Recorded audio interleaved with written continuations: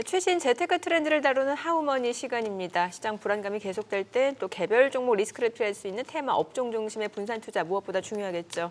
네, 최신 ETF 동향과 유망 섹터까지 알아보는 코너 마련했습니다. 오늘은 신한자산운용의 박수빈 부장 함께합니다. 안녕하세요. 네, 어서 오세요. 안녕하세요. 네, 자 부장님 요새 이제 시장 분위기가 좀 코스피보다 확실하게 코스닥이 잘 나가고 있어요. 네. 대형주보다는 중소형주, 네, 맞습니다. 그리고 뭐 테마주들이 계속해서 힘을 얻고 이게 지금 ETF 시장에도 영향을 주고 있습니까?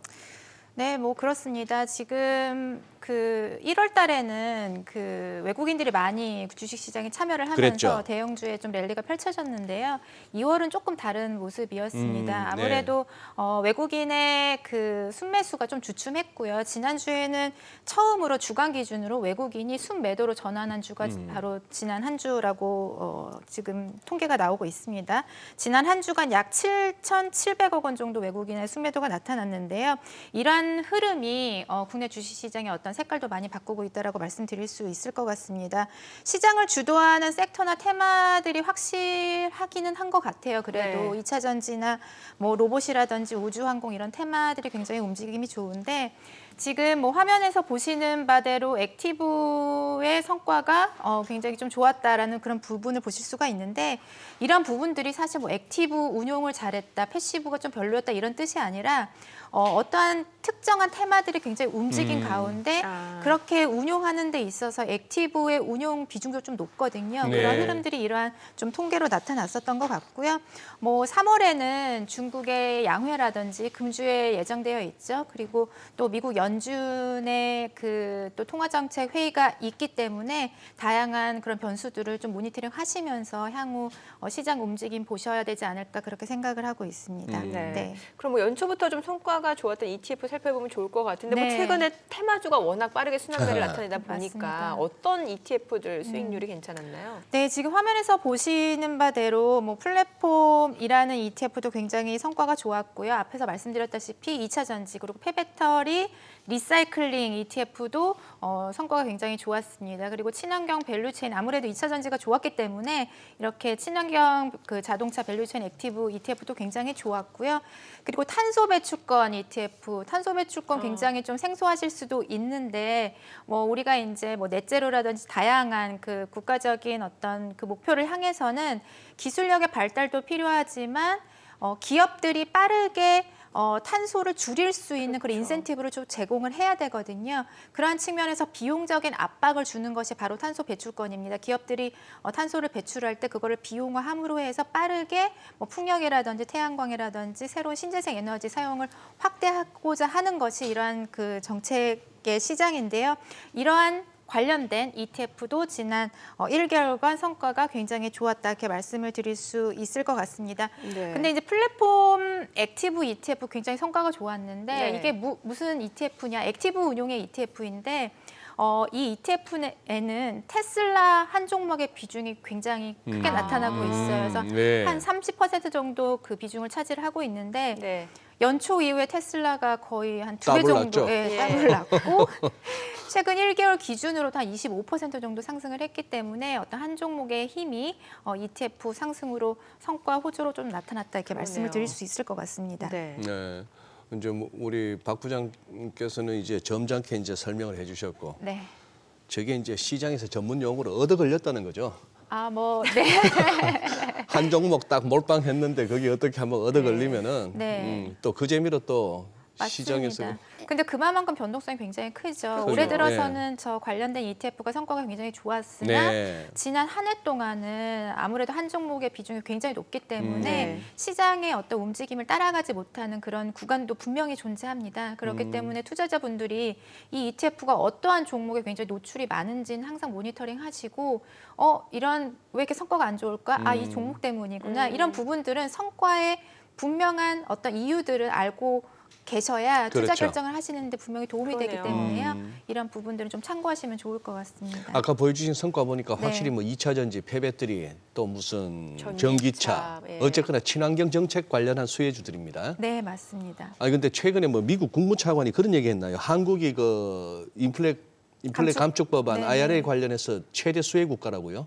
뭐 그런 뭐 평가들이 있는 것 같아요. 그래요? 아무래도 그 IRA 이제 그 인플레이션 감축 법안 자체가 미중 네. 간의 어떤 분쟁의 대응책으로 아, 나온 예. 부분이고 지금 이런 전기차와 친환경적인 트렌드로 가기 위해서는 사실 중국에 대한 의존도가 굉장히 높습니다. 중국 같은 경우는 그 친환경 에너지 중에서는 태양광의 밸류체인의 뭐 전 세계 MS 시장 점유율 한 90%를 차지를 하고 있고 그리고 배터리 중에서도 당연히 우리나라 이제 셀 3개사들의 어떤 그 시장 점유율이 높지만 중국에 대한 의존도도 굉장히 높거든요. 네. 특히나 광물에 있어서는 중국의 의존도가 높을 정도로 중국의 의존도가 높은 상황인데 그래도 이 인플레이션 감축 법안의 골자를 본다 하면은 2차 전지 안에서는 그 소재 자체의 기원을 따지는 거거든요. 네. 그러니까 중국에 대한 의존도를 낮추겠다라는 것이 포인트인데 아무래도 이제 한국 같은 경우는 2차 전지 안에서도 굉장히 좀 시장 점유율을 갖고 있고 우리나라가 이제 셀 업체뿐만 아니라 다양한 뭐 양극재라든지 뭐 전해진이라든지 다양한 그 밑에 있는 밸류체인 단에서도 굉장히 경쟁력을 갖고 있기 때문에 중국에 대한 견제가 강해질수록 우리나라가 수혜를 받을 수 있다라는 의견은 분명히 존재하는 것 같고요. 거기에다가 이제 미국의 인플레이션 감축 법안 이외에도 유럽의 핵심 원자재법이라는 예. 것이 있습니다. 예. 유럽도 분명히 친환경 에너지를 가장 드라이브를 걸고 환경을 가장 많이 생각하는 예. 국가 중에 하나로서 어떤 이런 글로벌 공급망에 있어서 본인들의 어떤 그 원자재 확보 그리고 어떤 경제 활동의 그런 중심점을 잡아야 되기 때문에 미국과 같은 그런 법안이 다음 달에 좀 구체화될 것으로 예상이 되고 있어요. 그래서 예. 이런 핵심 원자재법도 분명히 이제 우리나라 관련된 밸류체인 관련된 기업들에게는 호재가 될 수 있는 부분이 분명히 존재하고 하지만 또 구체적인 내용이 발표가 되어야지만 어떤 기업들이 수혜를 받을 수 있을지는 저희가 정확하게 알 수 있을 것 같습니다. 좀 이미 좀 많이 올랐다는 그러게요. 어떤 시장 내 평가에 대해서는 어떻게 보세요? 네, 맞습니다. 뭐 2차 전지 관련 주가 뭐 성과에서도 보셨겠지만 굉장히 많이 상승을 했어요. 네. 그렇기 때문에 더욱더 이제 기업 간의 그런 차별화가 좀 나타나지 않을까 그런 생각이 드는데요. 특히나 이제 셀 업체 이외에도 다양한 그 양극재, 전해질, 동박 관련된 밸류체인 안에서도 뭐 수직 계열화를 굉장히 그 드라이브를 걸고 있는 기업이라든지 뭐 제가 특정한 기업명은 말씀드리긴 좀 힘들긴 합니다만 다양한 그 소재 확보를 위해서 해외 투자도 많이 하고 그런 기업들이 굉장히 조금 모멘텀을 그래도 여전히 갖고 있다라고 생각이 들고요. 어제도 이렇게 2차 전지 관련된 기업들 중에서 그렇게 밸류체인을 뚜렷하게 갖고 있는 기업들의 주가 상승률이 굉장히 높게 나타났더라고요. 그런 부분들을 본다라면은 2차 전지 안에서도 이런 기업들에게는 여전히 좀 향후에 상승할 수 있는 룸이 남아 있다라고 생각이 들고요.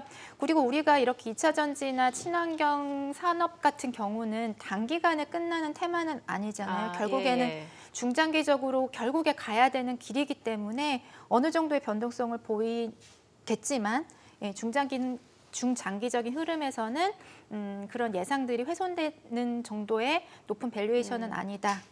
그렇게 생각을 하고 있습니다. 뭐 저희가 이 시간을 통해서 ETF 좀 살펴보고 있는데 굉장히 다양한 상품들이 있지 그렇죠. 않습니까? 특히 뭐 맞습니다. 개별 종목 선택 어려울 때 ETF 좀 선택하면 좀 유리할 수도 있는데 앞서 말씀해주신 뭐 지금 2차 전지라든지 전기차, 폐배터리 좀 선택이 어려울 때 아예 몽땅 담은 그런 ETF는 따로 없나요? 왜 없겠을까 싶은데 있을 수도 있을 어지간하면 것 다 같은데요. 있던데. 네. 맞습니다. 참 네. ETF라는 게 이렇게 붙었다가 또 이렇게 떨어져 있었던 걸 다시 또 모아서 그러니까요. 투자한다라는 다양한 성격의 ETF들이 있는데요. 뭐 말씀하신 대로 전기차, 2차 전지, 다양한 밸류체인을 묶은 ETF가 또 국내 시장에 있습니다. 한국거래소의 지수를 추종하는 기후변화 솔루션 ETF라는 ETF인데요. 뭐 지난 한 주간, 그러니까 굉장히 좀 많은 한 달간 되게 많은 상승을 했는데 이 그 지수의 성격을 보신다면은 목적 자체는 이래요. 저탄소 전환 점수가 높고 네. 그리고 저탄소 특허 점수가 높은 기업들을 골라 투자하는 ETF다라고 설명을 하고 있습니다. 근데 아무래도 저탄소 기술력을 갖고 있는 기업들은 어떤 기업이죠? 전기차와 같은 그러네요. 내연 기관차가 아닌 예, 전기차의 예. 기술력을 갖고 있는 기업이라든지 그리고 그 안에 들어가는 소재들을 생산하고 있는 기업이라든지 배터리 업체. 네, 그렇죠. 그런 기업들을 골라 투자하다 보니 이 기후변화 솔루션 ETF의 성격을 테마적으로 분석을 해봤을 때 네. 2차 전지, 전기차 그리고 신재생 에너지로 색깔이 좀 명확하게 나타나더라고요. 그러다 보니까는 이러한 산업들이 움직일 때 유사하게 움직이는 그런 성과 흐름을 나타내고 있기 때문에 또 최근에 성과가 좋으면서 투자자분들의 또 관심이 나타나는 ETF라고 말씀드릴 수 있을 것 같습니다. 네. 또 기후 얘기하다 보면 또 아니 저 탄소 배출권 선물 ETF? 네, 아니 탄소 배출권은 저 아직도 솔직히 개인적으로 좀 어려운데 어렵죠. 여기에다가 또 선물이 붙고 또 ETF가 붙어요. 뭐죠 이게? 이것도 네. 성과가 좋았던 걸로 아까 보이던데. 네, 맞습니다. 뭐 선물이라는 것은 투자 수단이기 때문에 뭐 크게 신경을 쓰실 필요는 없으실 것 같고요. 우리가 탄소 배출권이라는 자산에 투자하기 위해서는 현물이 아닌 선물 투자의 방법밖에 없기 때문에 그것을 실제 이제 기초 자산으로 담고 운용하는 ETF다라고 보실 수가 있고요. 탄소 배출권은 이렇게 생각하시면 좋을 것 같아요. 기업들이 생산 활동을 하게 된다라면 당연히 에너지를 쓰게 되고 그게 공기 중에 온실가스라는 형태로 네. 배출이 되잖아요. 근데 이제 그 국가에서는 기업들에게 너 올해 100이라는 온실가스밖에 배출을 못해라고 지정을 해놨고, 근데 이제 생산 활동을 많이 하다 보면 120이라는 온실가스를 배출할 수도 할 있잖아요. 수도 있죠. 그렇다면 기업 입장에서는 이 20이라는 탄소 배출권을 시장에서 사서 의무를 완료를 해야 됩니다. 그러니까 예, 사야지 이제 탄소 배출할 수 있는 네, 거죠. 그렇기 예. 때문에 기업들은 생산 활동을 하는데 그 비용이 부과가 되기 때문에 굉장히 이제 좀 수익성 측면에서는 압박이 될 수 네. 있죠. 그렇기 때문에 빠르게 신재생 에너지를 활용을 하면서 생산 활동을 할 수 있는 그런 움직임을 자극하고자 하는 것이 탄소 배출권의 목적이고요. 우리나라에서는 2021년에 4개의 ETF가 상장이 됐습니다. 예. 근데 유럽 탄소 배출권이 탄소 배출권의 가장 핵심적인 시장이거든요. 네. 근데 미국 시장에도 없었고 어느 글로벌 시장에도 없었어요. 예. 우리나라 시장에 최초로 유럽 탄소 배출권 ETF가 상장이 된 것이고 그런 지금 4개가 보이네요. 네, 그런 측면에서 굉장히 의미가 있다라고 보실 수가 있고요. 연초 이후에 유럽 탄소 배출권의 가격이 상승을 많이 하면서 예. 관련된 ETF가 상승을 했습니다. 근데 지금 가격이 그 유럽 탄소 배출권 선물 가격이 톤당 100유로 정도 되거든요. 근데 이제 예. 사상 최고치를 달성을 했습니다. 그래서 예. 뭐 여기서 추가 상승을 할 수 있는 여지는 저는 좀 작다라고 보고 있고 시장은 조금 변동성을 나타내면서 하지만 이것은 앞에서도 말씀드렸다시피 우리가 넷제로로 가는 길목에 있는 중요한 시장이기 때문에 변동성을 나타내면서도 상승할 수 있는 여지는 남아있다라고 보고 있고요. 아무래도 하락 요인과 상승 요인이 지금 좀 시장에 섞여 있어요.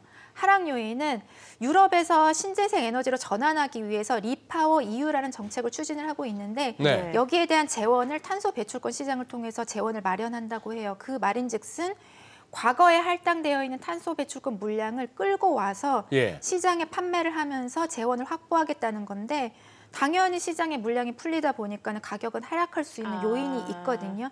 그러한 측면에서 이런 하락 요인은 유의를 하시면 좋을 것 같고 다만 4월에는 상승 요인이 또 존재를 합니다. 왜냐하면 이제 기업들이 작년 한 해 동안 탄소를 배출한 것을 이제 결산을 하고 내가 할당받은 것보다 많이 배출했나 적게 배출했나를 계산을 해서 모자란 부분을 시장에서 사서 4월까지 그 의무를 납부를 해야 되거든요. 근데 작년에 유럽의 천연가스 가격이 굉장히 급등을 많이 했습니다. 그랬었죠. 예. 지금은 굉장히 또 급락을 예, 해서 맞아요. 좀 안정세를 나타내고 있는데 그만큼 작년 상반기에는 뭐 이제 석탄이라든지 이런 화석연료의 사용량이 많아졌을 것이라고 예상이 되고 있어요. 그래서 4월에는 기업들이 시장에서 탄소 배출권을 사서 의무를 납입할 수도 있는 가능성이 있기 때문에 네. 수요 측면에서는 또 가격 상승을 자극하는 요인으로 작용할 수 있기 때문에 이런 부분들은 조금 마음속에 담으시고 탄소 배출권 투자를 결정하시면 어떨까 그런 생각을 하고 있습니다. 뭐 리스크 상승 요인 다 설명해 주시니 너무 좋네요. 네. 자꾸 제가 3,000% 빠지는 것 같습니다만 아닙니다. 네. 저 뭡니까 네. 탄소 배출권. 네. 중국은 저 탄소 배출권 저런 거 신경 쓰고 사나요? 신경 쓰고 살아야죠. 아무래도 살아야 저는 당위론이고 실제 네. 신경 쓰고 살아요? 네, 맞습니다. 지금 중국도 탄소 배출권 시장이 있습니다. 있어요? 네, 네. 다만 국가적인 차원의 탄소 배출권 시장은 없었고 2022년에 개설이 되면서 상대적으로 좀 역사가 짧은 시장이기는 합니다만 유럽과 같이 이제 국가적인 차원의 탄소 배출권 시장이 개설이 되었기 때문에 기업들에게는 분명히 이제 압박이 될 수 있는 그런 요인으로 작용을 할 것이라고 보고 있고요. 중국이 아무래도 그 글로벌하게 온실가스를 가장 많이 배출하는 국가이다 보니까는 지금 유럽도 그렇고 미국도 그렇고 이 탄소 그 감축 법안 이외에도 다양하게 이제 그 수입되는 그 어떤 물건에 대해서 이 국가가 탄소 배출에 대해서 감축에 노력을 하지 않는다면은 세금을 더 매기겠다. 탄소 국경세 같은 어떤 세금적인 측면, 국가 그 글로벌한 세금 그런 체계도 실효가 될 예정이기 때문에 중국도 글로벌 무역을 하려고 한다라면은 이러한 부분도 당연히 신경을 써야 되는 부분이고 다른 국가보다는 네. 좀 늦어지는 상황이긴 합니다만 시장도 개설되고 있고 탄소 배출권 시장도 다양하게 좀 탄소 감축을 위해서 노력을 진행하는 것으로 파악이 되고 있습니다. 네. 네. 뭐 지금까지는 저희가 이제 뭐 수익률 난 그런 성과 좋은 ETF 관련해서 좀 살펴봤다면 네. 이제 앞으로 그럼 어떤 ETF를 투자하는 게 좋을지 이게 중요할 것 같아요. 네. 최근에 강달러 얘기도 다시 나오니까. 네, 맞습니다. 예. 아무래도 뭐 이제 한국은행이 금리 인상을 잠시 일시적으로 멈춘다는 표현을 했었죠. 하지만 금리 동결을 했었고 미국은 이제 PC 물가가 예상보다 높게 나오면서 미 연준의 금리 인상이 추가적으로 진행이 될 수 있다라는 그렇죠. 그러니까 양국 간의 금리 차가 이제 확대가 됨으로 해서 달러 강세가 조금씩 강화가 되고 있는 상황인데요. 뭐 그렇기 때문에 뭐 이제 저희가 달러 강세에 대한 투자 전략도 마음속에 가져야 될 것인데 국내 ETF 시장에 달러 관련된 ETF도 꽤나 많이 상장이 되어 있습니다. 네. 일베도 상장이 되어 있고 뭐 레버리지도 상장이 되어 있고요. 그리고 이제 제가 하나 더 갖고 온 것은 미국 달러 그 단기 채권 액티브 ETF인데요. 이제 그 ETF를 투자를 하실 때 그 일반 증권 계좌에서뿐만 아니라 저희가 이제 IRP라든지 퇴직연금 계좌에서도 ETF를 많이 네. 활용을 하고 계시는데 퇴직연금에서는 이제 선물에 투자하는 파생형 ETF는 투자를 하실 수가 없어요. 그래서 나는 퇴직연금 계좌에서 달러를 투자를 하고 싶은데 방법이 없네. 고민을 하셨던 분들에게 솔루션이 될 수 있는 ETF이고요. 예. 굉장히 짧은 듀레이션에, 그러니까 뭐 한 0.3 굉장히 짧은 듀레이션의 그 채권이기 때문에 금리의 움직임에 민감하지 않습니다. 다만 달러 노출이 되어 있기 때문에 달러의 움직임에 굉장히 상관도가 높은 그 ETF라고 보실 수가 있는데요. 예. 뭐 그 성과에서 보시면 아실 수 있듯이 코덱스 뭐 미국 달러 선물과 위에 있는 그 타이거 단기 달러 단기 채권 액티브의 성과가 굉장히 유사하게 나타나고 있는 것을 보실 수가 네. 있죠. 그렇기 때문에 이제 퇴직연금과 같은 계좌에서 달러 투자하고 싶다 했을 때 선물 ETF는 투자 못하는데 저 초단기 채권 달러 액티브 ETF를 투자하면 되겠다. 이런 생각을 가지시면 좋을 것 같습니다. 네. 그만큼 뭐 이제 향후에 지금 뭐 1,300원을 훌쩍 넘는 그런 수준인데요. 달러에 대해서도 좀 관심을 많이 가지셔야 될 것 같고 앞에서 이제 금 투자 관련하셔도 말씀을 하셨는데 ETF로도 이제 금 투자할 수 있는 방법이 있기 때문에 뭐 이런 부분도 국내 시장에 금 선물 ETF도 있고 금 현물. 이 현물 ETF는 또 퇴직연금에서 투자할 수 있다는 매력이 있거든요. 그렇기 때문에 다양한 수단이 제공이 되고 있다는 부분 기억하시면 좋을 것 같습니다. 네, 알겠습니다. 부장님 오늘 말씀 잘 들었습니다. 네, 감사합니다. 고맙습니다.